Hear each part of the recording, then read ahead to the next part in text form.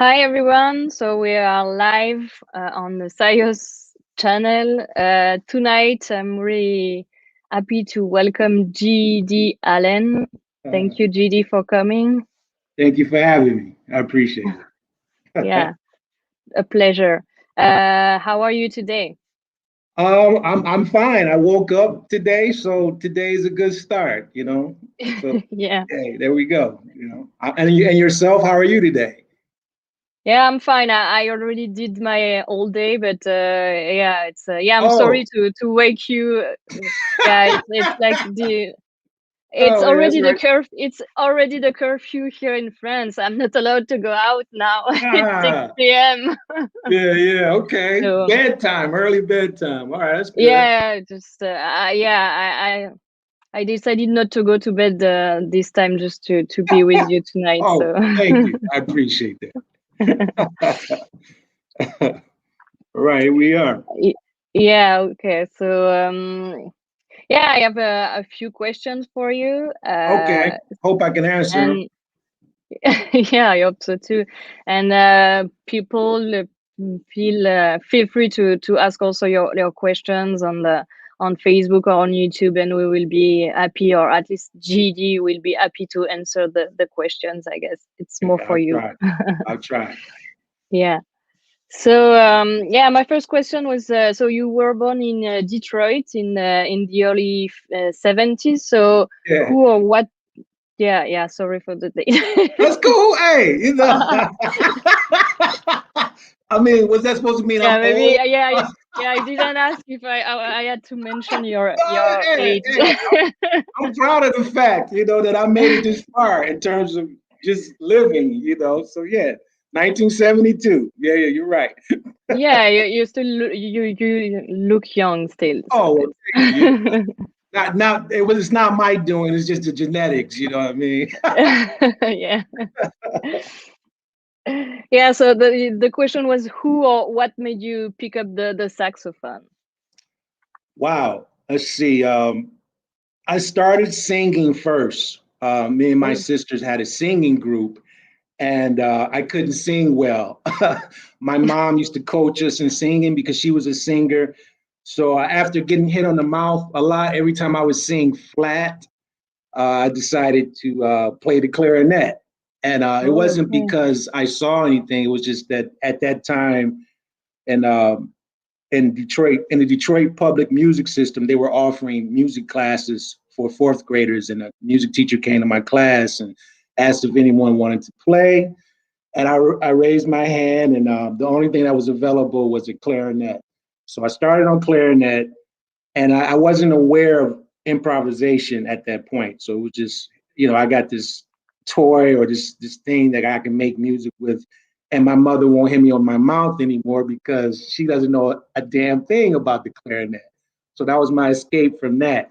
But I would have to Mhm. say that the first thing that I saw in terms of a person playing jazz would be it was the G Man documentary by Sonny Rollins, and it was new then, and I saw that documentary, and then it sparked my interest in terms of improvising. But the first person that I saw that inspired me was James Carter, the saxophonist from Detroit. He's 4 years my senior. My middle school music teacher took me to see a high school performance that he was in, and she said, "Yeah, I want you to hear someone who practices a lot." And when I heard him play, I was like, "Yeah, I want to go to that high school." So I have to say that he's responsible for me taking on this beautiful nightmare. Thank you very much, James Carter. That's what started it off with JD. Okay, All right. interesting. Yeah, very interesting. And so then you moved to New York. So as a jazz musician, so what happened? How can you explain what how was the moving and what happened then? Oh, I was I first well before I left when I left before New York, I went to school in at Hampton University in West Virginia, and I was going to leave school, and just so happened a friend of mine was doing a audition tape. It was a tape then for Betty Carter's Jazz Ahead program. It was a program for, she would ask young musicians around the United States to partake in a 2-week program where it was about composing and just being around a master such as herself. And my friend said, "Hey man, can you play some of my tunes on this tape?" I didn't apply for the program. I played on it, and he got in. And Miss Betty Carter said, "You know, the saxophone player, I like him. Can you tell him that I want him also?" So that's what brought me to New York initially. So when I got there, I was in a 2-week program, and she offered for me to join her band. So that brought me to New York. I was about 21 when I started playing with her. I played with her for 2 years. Yeah, that's what brought me to New York. And then you stayed in New York. I stayed in New York. Yeah, I stayed and played with various people. I would say the first 10 years of being there was pretty tough, you know, just trying to get known and finding work as a jazz musician. But it was a great learning experience. But it was very frightening, you know, because I basically went there with I know this is gonna sound crazy, but I went there with maybe $20 in my pocket and a garbage bag full of clothes, and I caught a Greyhound there, and I crashed on couches until, you know, I could set up some stuff. So yeah, I was pretty adventurous, you know. Blame it on my astrological sign. I'm a Sagittarius, so we like adventure. So that's how that went down. Is that a good answer to the question? All right. Yeah. Yeah. So yeah, then in 2019, the New York Times called you one of jazz premier band leader. So does notoriety affect you day-to-day life and creative process? Oh, that's a good one. I never heard that question. All right. It doesn't affect my day to day. You know, I mean, I'm very appreciative of any ink that's spilled on me. You know, it helps spread the word that I exist. Does it affect me in terms of what I'm doing with this thing? No, I do look at criticism, and I take it into consideration because maybe things are heard that I didn't hear, or maybe there's a path that is, you know, given up in an interview from a professional listener. That's what I call critics, that I didn't consider. But that's probably the only way it would affect me. But it does affect me in terms of looking at my comrades and seeing what type of criticism they're giving, or what I should be listening to, just to be aware of what's around me. You know, I try not to be like in this bubble, not knowing what's going on, because I feel that you need to know your surroundings so you can choose a direction to go in. You know, so yeah, okay, it does affect me. I didn't even realize that. Thanks for bringing that to my attention. And do you remember maybe one special critics that really affected you in one way or another? Yeah, there was I won't say his name, but I do want to publicly thank him. I got a really I'm okay with bad reviews. It doesn't stop me in any way, shape, or form, because when you playing with Miss Betty Carter, that toughened me up to deal with criticism, because it was a constant criticism every night for 2 years, you know. So that made me pretty strong in that regards. But I got a really bad review from one critic, and I found his email and I thanked him, and I said, "Look, I appreciate you taking the time to listen to what I did, and I'll take in consideration." You know, but that was it. Yeah, was that a good answer too? I'm having fun. Okay, so my next question is so in yeah, as a tenor saxophonist, you put an emphasis on group play rather than soloing. It has become kind of your trademark. So I was wondering if it was a conscious choice.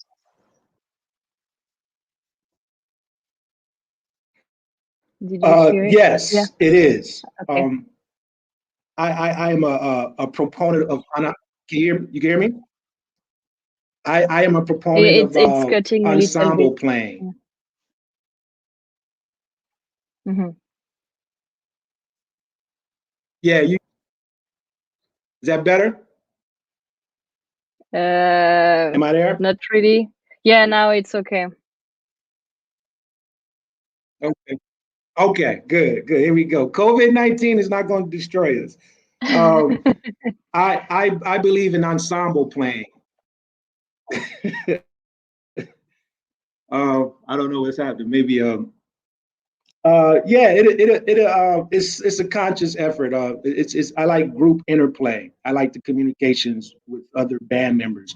So I try to tell them that I'm not interested in necessarily playing on top of something, but more of a communication aspect with the players involved on any given performance.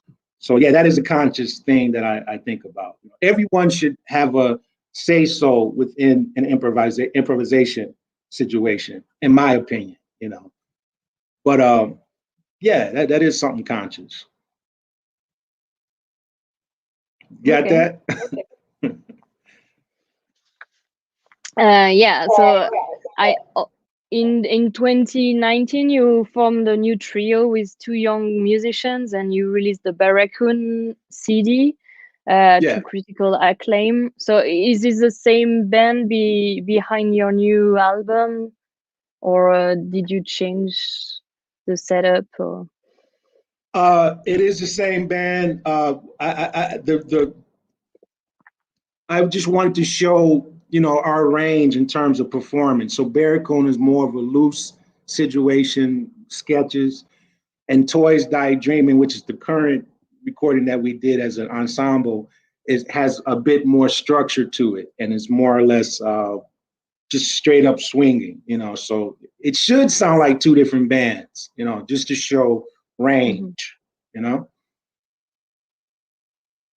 Yeah, do you want to talk a little more about the new album? So it's called Toys Die Dreaming. What's the why that name?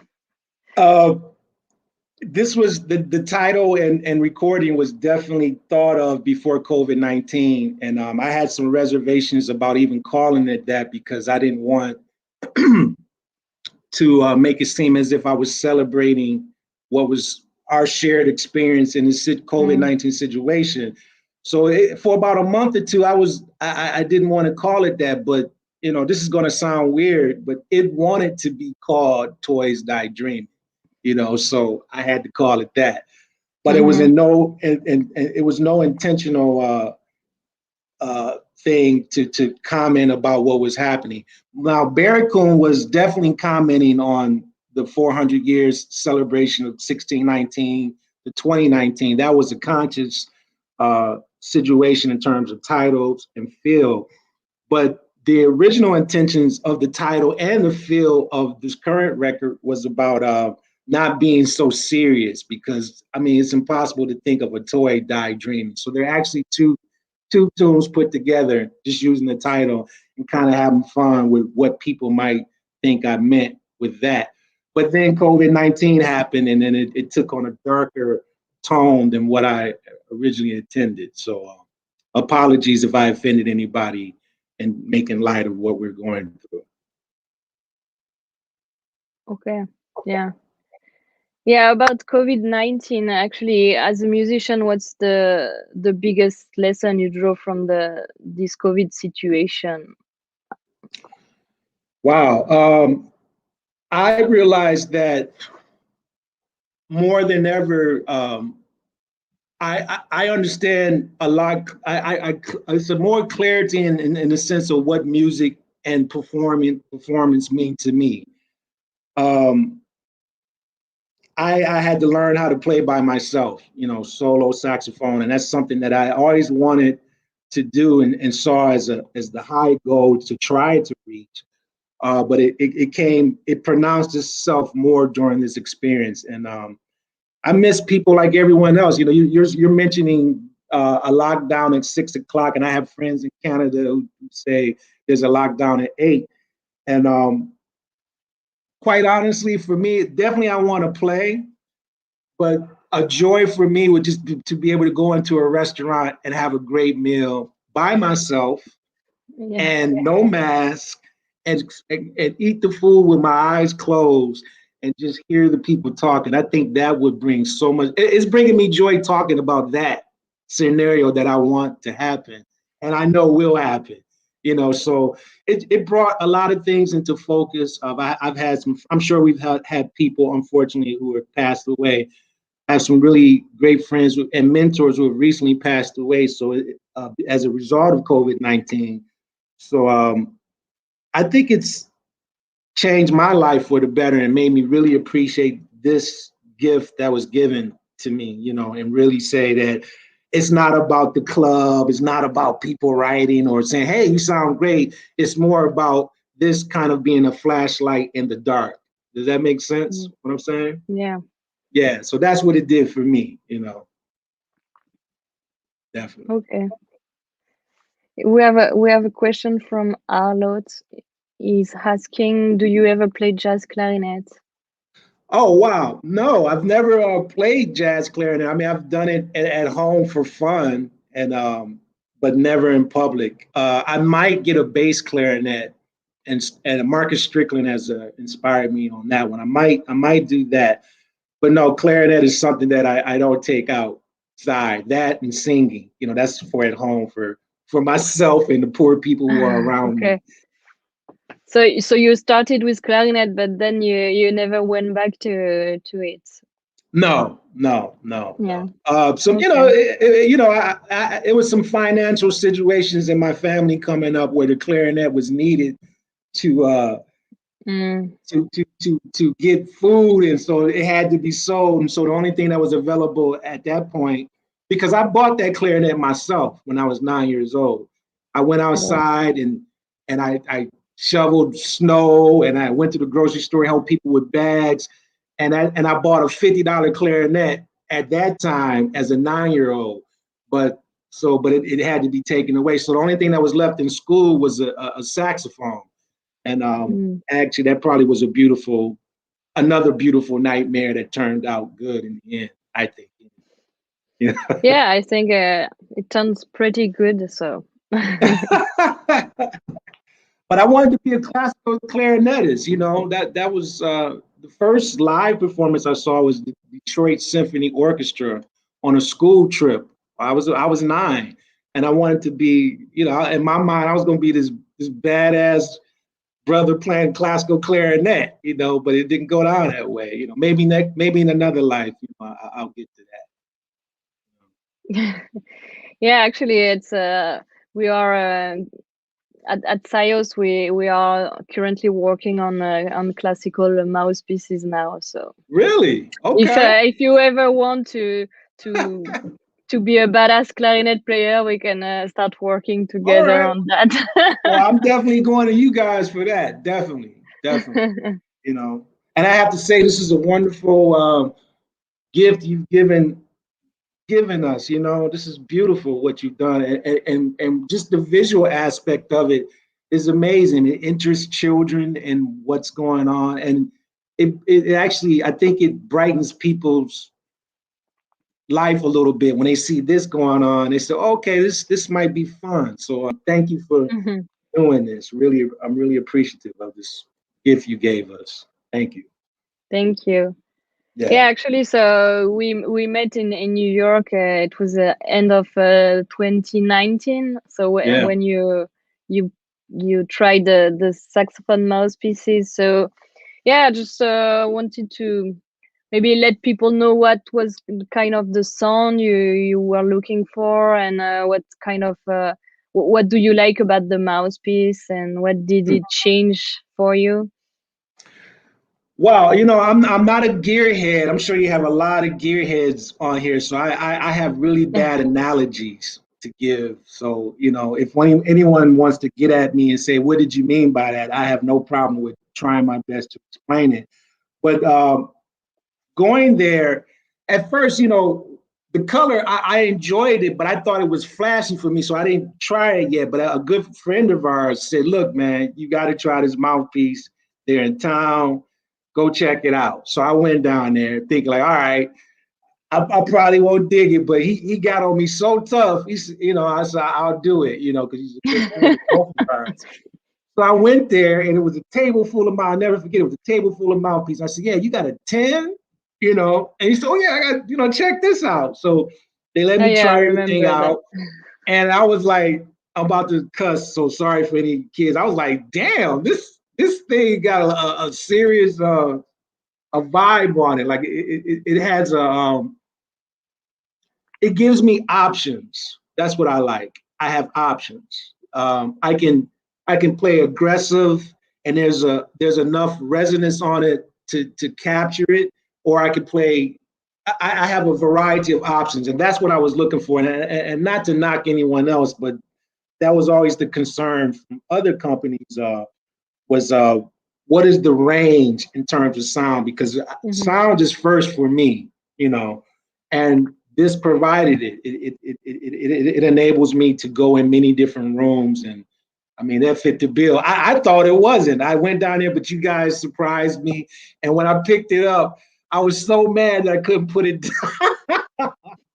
And everybody in the world knew what I was. Anybody that saw, they knew what I was playing because of the color, and which is an ingenious idea. I think that's pretty slick. But I love this mouthpiece. I think it's changed me for the better. So much so I recently did a solo saxophone recording, and I don't think I would have dared. Not that it's great or anything. I had to do it. I did it for another kind of reason, but I don't think I would have had the guts to try a solo recording had I not came across this. So thank you again. Yeah, thank you. That's a great compliment for us. Oh, okay. Well, it's Really the truth. appreciate. Yeah, I'm really looking forward to listen to it. Okay. I hope you dig it. Yeah. Cool. So we have a question from Diego. What about ligature? I've got a Syos mouthpiece per tenor and alto, and the reed moves a little bit with Syos ligature. So what do you think about the ligature? So it took me a while to get adjusted to it, but I have to say, I just told you before we got on here, like I don't know what it is, if it's just the color or what, or if it's a psychological thing. I push the ligature down as far as it can go, and it stays very stable. But I think it allows the reed to vibrate a bit more, and it adds a bit more grit, which is something I'm trying to shoot for in my sound. I'm not sure what Diego is shooting for, but for me, it provides a bit more grit. Now, I had this conversation with Tavon. He spoke about the ligature. He said, "Man, you have to get used to it, but when you hear it on recordings or whatnot, you don't hear." It just takes some acclimation. And finally, I've gotten to the point where, you know what? I am a complete Syos man. I got the ligature, I got the mouthpiece, and I'm waiting on you guys to make reeds. So I'm putting it out yeah, there. now you only need the ads and it would be. Oh yeah, okay. I need like all the promo the hat with Syos. Yeah, we Okay. don't have it yet, but if you want one, maybe we can. Yeah, look, I got the calendar. It's right over there. So hey, why not? Yeah, I got the calendar. Yeah. Okay. Yeah, just about the ligature, it's from the customer's point of view, it really depends. Like we have like people that really like the ligatures, and some people that don't really like it. It's it's a special one. So yeah, Yeah. it's like you like it or not. So Yeah, no, I mean, and also, like for this mouthpiece, I'm using a Rico Royal #1 reed, and it's not stiff or anything like that, so it allows for some what's the word? It's elastic in a sense, but it's working fine for me. But I don't know why the red one is doing it for me, but I'm going with it, so I'm enjoying it. But I understand what they're saying. I just had to push it down more and secure it more. yeah. But the sound that I get, I feel it's worth whatever adjustments you have to make. Not that I'm gonna sound good today if I played solo. I wasn't prepared for the solo thing, but it does work. Yeah, Diego, maybe you can try to push it a little more down, because so Yeah, it will be sound. tighter. And Exactly. then sometimes it's hard to remove it, but you need to twist it, and then it's easy to remove. So Exactly. just a tip. Yeah. So we have a new question, but we already talked about it. But it's what critique of your playing has impacted you the most. But maybe you can talk about one that was really good, because we talked about one that was not good before. So um, well, this is a little more personal, and not to put him on blast, but I find myself talking about him quite a bit because he's one of my heroes. So I hope he doesn't say, if he sees it, like, hey man, enough, you know. But when my mentor Branford Marcellus say, hey man, you sound like you're getting better, that made my year for me. Mhm. So it Yeah. impacted me because someone that I listen to quite a bit, and who I seek for advice on music and a lot of things. He took the time to check out something I did and say, "Hey, man, it sounds like you're getting a little better." So that was cool. That impacted me to keep on trying.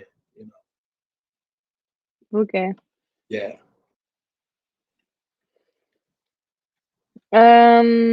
Can you tell us about the direction you want to take in the coming years? Like, what's your plans for?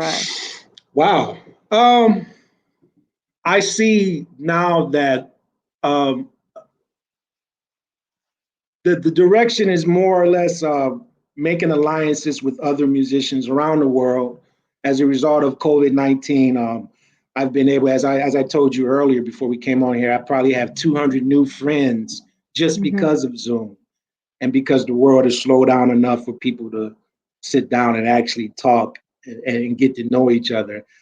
So Yeah. there, yeah, it's a musical situation, but it's a situation where we're making alliances, where we're working together and preparing for when the world opens back up, and how and what is our role and our place in it to ensure that we are still performing musicians and recording musicians, and also bringing this improvisational music, jazz, into communities that don't necessarily have access to that. So I'm starting to really get into that. So that entails a lot of speaking and understanding from people, reaching out to communities and making plans to come there. Me and other members in our organization, we up, re-up, and we insist to come there and be a service to the community. So that is a big deal for me right now. 10 years ago, I wouldn't have cared about it, but at this point in my life, I think it's important to kind of not necessarily do what Betty Carter did, Miss Betty Carter did, but to take some of the things that I learned from her and various other musicians I had the opportunity to play with, and share that with youth or just anyone, and be a service to people. That's important. Now, the musical tip, I plan on maybe reaching more towards the so-called avant-garde thing and get more into a sonic situation. So you can expect a different kind of album after this album that's coming out after that. You know, I think with Toys Die Dreaming, I at least try to establish that I am able to play form. I have some reverence for the tradition, and I try to look forward. So now, after the solo record that comes out, I don't care what anyone think. I'm just going to try and do what I want to do, and if that's sonic or sounds or whatever, everything is on the table for me here going forward. Okay. Yeah. So Arlott is asking, what jazz album or musician do you find yourself listening to the most? Jazz album. Huh. I listened to a lot of Mr. Sonny Rollins, Ornette Coleman, Branford Marsalis, Marcus Strickland, Shabaka Hutchins, everybody I can get my hands on. And if I don't like it, I listen to it, or that's just music in general. I'll listen to something that I don't necessarily like to figure out why I don't like it or why something works. Because then if Mhm. you listen like that, you're always getting something out of it. You know what I mean? So, and I not only listen to jazz albums, I listen to a lot of classical music. I'm a big fan of Prokofiev. Olivia Messiaen, Shostakovich. I love the Russians are my favorite. The Russian composers are my favorite personally. I love the French composers, it's beautiful, Debussy, Ravel, but the Russian composers, like I find myself going back for the drama, Wagner, things like that. Listen to hip hop, gospel, cantor music. I love to listen to cantors, Turkish oud music. I mean, everything I can get my hands on. Now, what I'm trying to learn how to do is just to listen for enjoyment. You know, just put something on and that just I enjoy instead of always working. You know what I mean? And trying to decipher. Yeah. So that's where I'm at in life. I wanna put something on like.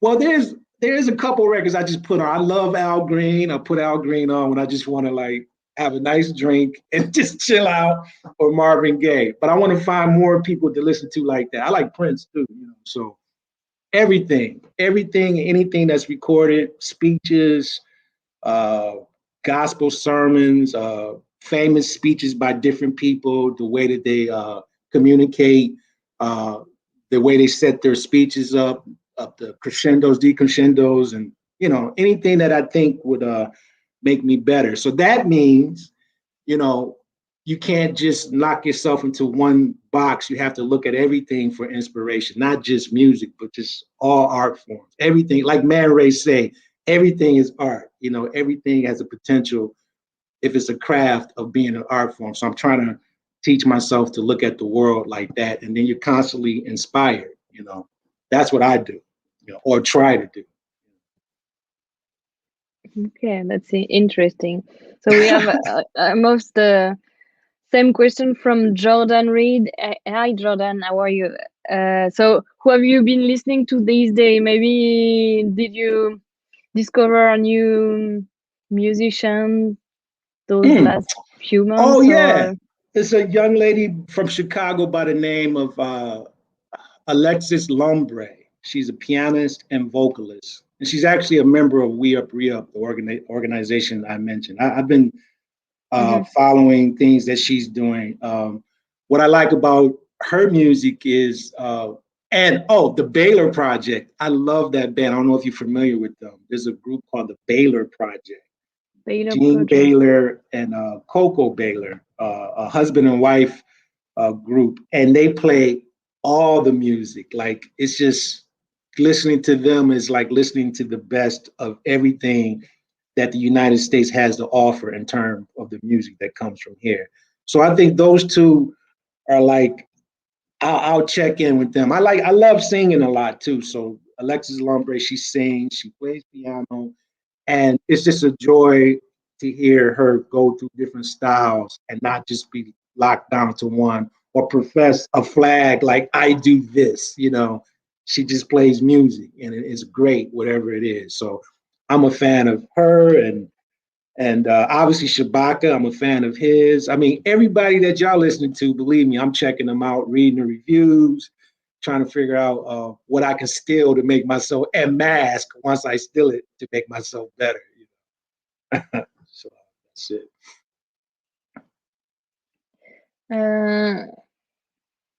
So we have some new questions about the ligature. So do you worry about pushing the ligature down, that it won't create a good seal between the reed and mouthpiece?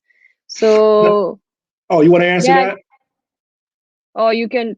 Yeah, I guess for me it's when you push it down, it gets a better seal because it's tighter. But if you want to add something about that, Once again, I am not the tech dude. I just push it yeah, down and it and it works. works. No, Yeah. I'm good. So You know, for yeah. me, you know, I'm not saying that don't be curious about the mechanics of everything, but I mean, I'm more of a blue collar type person. Not to say that I don't think Yeah, that we I'm can see. intelligent. It works, you know what I mean? It like you push it down, you play the gig, and then it's about you and what you do, what you have with your hands, you know. Mm-hmm. You know, this tool allows me to in a great situation, they happen every so often or not so often, but in a great situation, it allows me to not have to worry about the mechanism of it and just concentrate on not thinking and just expressing myself in real time, if that makes sense. Yeah.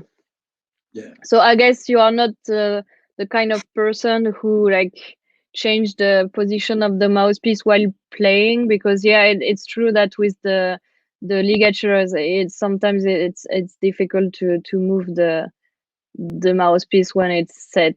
But I mean, well, that's my, that'll be with almost any situation for me that I found. Like I'll look at the reed, make sure it's set uh-huh. correctly. Um, but once again, if it's working, it's working. Then I just try to rock and roll. I don't. Yeah. Actually send me your email. Maybe you could teach me more about, the tech, the person who asked the question, the tech of it. But I started out with very not so good instruments. So I know how to sound okay on a crappy instrument. Not to say that this is crappy. So this is high tech for me. I started out, I used to use paper for pads because we didn't have a lot of money coming up. So we had to make do with what we have for expression. So so I'm the type of person, okay, it's working, the reed is working, the horn is okay, and then the rest is up to me on what makes it work. Mm-hmm. Yeah. We have question from Rafael. Do you stick to tenor or do you play also soprano, bari, alto sometimes? Okay, so this question got me. I didn't get the gig with Elvin Jones because of this very question, but I'll answer it correctly. I mainly play tenor. I was in a situation where, and like a fool, I answered truthfully. I couldn't lie to Elvin Jones' wives. Like, do you play soprano? And I said, yes, I play soprano, but my voice, like I had a voice, is tenor saxophone. And then I didn't get the gig, you know. Oh. I got the phone call and audition, and they asked me if I play soprano, and I told the truth. But I'm older now. I have my own band. Yeah, tenor is usually what I stick to. I play soprano and those other saxophones at home, but my singing voice is actually tenor also. So I go outside with this thing. Yeah, can we listen a Uh-oh. bit your My tenor singing voice? voice? If you want. No, no, no, no. No, no. Oh, you want me to play something? Yeah, yeah. Oh man, now I'm shy now. All right. Oh no. Yeah, yeah, I am. I didn't know I had to play, but all right.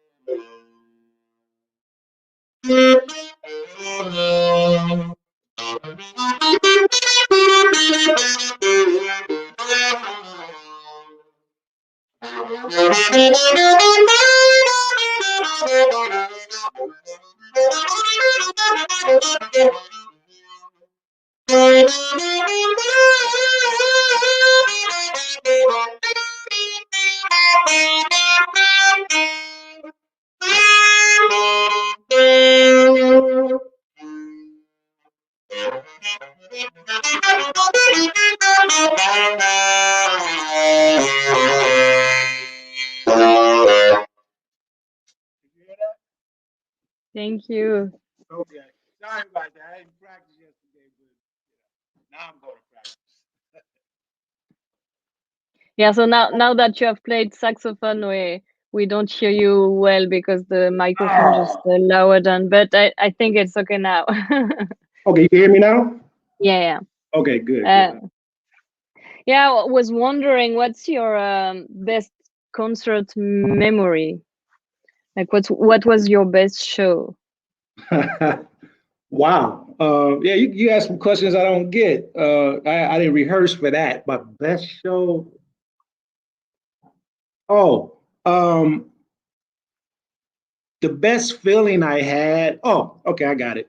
I don't know if the notes were good or anything like that, but I enjoyed being very nervous doing this. Is when the first time I played the Vanguard, the Village Vanguard as a leader, walking down the stairs to that red stage and all that history that just is in that room.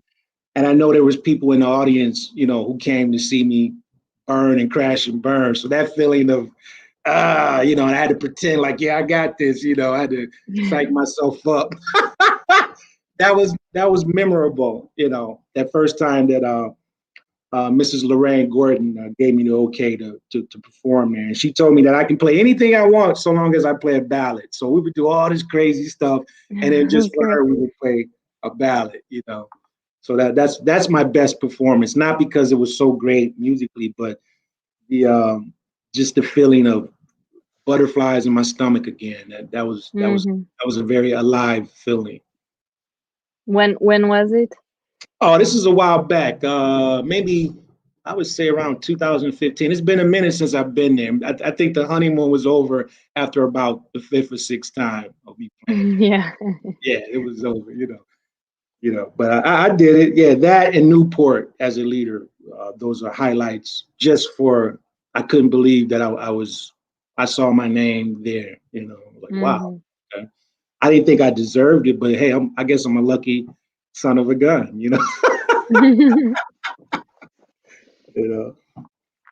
So you say that we ask some questions you don't get often. So what is the question you always get? Oh, well, I guess is who are your influences, which is cool. I don't have Mm-hmm. now. I just say everybody because it's true. Mm-hmm. What was life like growing up in Detroit, which is cool, not a problem. I revealed some things earlier years back that I needed to reveal, and that comes up a bit. What's Mm-hmm. another one? I will say criticism that I'm appreciative of criticism, but there's one word that I see sometimes in use, and I can't stand that word soulful. That drives me nuts. Because when I see the word soulful, it just feels like, okay, that's like as if I could play basketball and dance and shit. You know what I mean? I can dance, but I'm not a good basketball player. I'm more of a baseball guy. You know what I mean? Okay. But, so that's about it. But yeah, but I know I am fortunate for the few people that dig what I do. I do appreciate having the option, the ability, someone's calling me up and say, "Hey, what do you think?" So I am appreciative of that. But just that word soulful and burly sound, like, damn, okay. I mean, I know you know, I got, I'm not a rough cat, but I understand it. But I like to think that I'm thoughtful. So that's it. Thanks Okay. for asking. I appreciate that. uh, do you have something you want to talk about before we leave? Oh, I want to say to whoever is listening, um, we're gonna make it through this COVID-19. You know, I know sometimes for me, it gets dark for me, and I think we are all very fortunate as listeners, as people who make things so people can play these instruments, or as musicians or artists, that we have something that we can express ourselves going through this situation.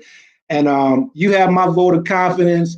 Whoever is listening, you're gonna make it through this. We're gonna make it through this. And when I go to France, come to my gig. The beer is on me. Yeah, You know what I please mean? come. The beer is on me. Let me know. Hey, I saw you here on Yeah, Syos. You got it. You gonna get into any place I'm playing. You know, and whether you like it or not, we are family. You know, and let's try to encourage each other, call each other up, see how you doing. And because you know, I know I love when my friends call and check in on me. A lot of times I need it. So you know, make sure you extend that to your fellow human being, and we'll be all right. We'll make it through, and I'll see you in Paris, and we'll have a beer and laugh and go get a and baguette. we I don't know. yeah, and a great restaurant. There you go. And then I'm gonna eat the Yeah, food with my eyes closed, and I'm really yeah. going to enjoy it. You know, that's it. Yeah, so after that, I don't know if I need to ask Maxime questions, but I will do it anyway. That's cool. So Yeah. Maxime is a really great fan of hat. He has a lot Okay. like So am I. Where did you find your hat? Oh, I just did. This is news a newsboy cap. Can you hear me? no, it Hello? cut it. Yeah, you need to do it again. Now I hear you. Yeah. Can you hear me? Yes. Okay, yeah, this is a newsboy cap. I just, you know, I looked it up online and ordered it and took a chance, you know. But you know, I'm actually looking for those Peaky Blinders uh, Okay. Yeah. caps. I don't know if you know the show. I really Yeah. like those guys. It's been kind of hard to find one of those, but you know, if how do you say Maxim? Maxime. Yeah, Yeah. he's Syos co-founder. So yes, Okay, send cool. us the link of your hat and I will, and likewise. And if you know of any good hat situations, send it to Syos, and they'll send it to me. okay, And yeah, okay, we will I'll let it strong exchange for you. some hat tips. There you go. It's my crown. That's what I call it. This is my crown. Yeah. So we have Osmosis who say JD That is is so cool. cool. Oh, Yeah. okay. Thank you. I tried. Yeah, I am a cool dude, you know. Thank you. Yeah. Okay, so yeah, then we have people saying shape your own hat. Shake my own hat. Yeah, I've been trying to deal with that. I'm like, you know, this is my like, you know, don't mess with me. I got this one. Like, yeah, I'm a, you know, yeah, I'm working on it. Yeah, I guess it's maybe a new idea for Syos. Like we will launch a hat shop after Yeah, why not? the You mouthpieces. got to put my name on that one too. Put my Yeah, name on okay. it. Great. Okay. Yeah, thank you very much for Thank you. I being had with fun. us tonight. Yeah, I needed this. And Thank yeah, it was really nice. And yeah, we had a good laugh. It was you. good. Yeah. There we go. Our day can continue on in a good vibe. Well, my day can. Yeah. The day is still kind of new here, but thank you. And hey, I love everybody that's out there that's listening. Give yourself a hug from me. And like I said, bear on me when I can get to France. Show up at the gig. Yeah, we're waiting for you here. Like, yeah, we hope to see you soon. And Yeah, thank you likewise. everyone for stopping by and being with us tonight or today. I don't know where you are in the world, but that's the nice thing of internet. No, And yeah. yeah, it was a great pleasure to have you, Thank you. Thank JD, you. and yeah, hope to see you soon somewhere. Likewise. All right, sis. Take care. Yeah, bye. All right. Bye bye, everybody. Ciao.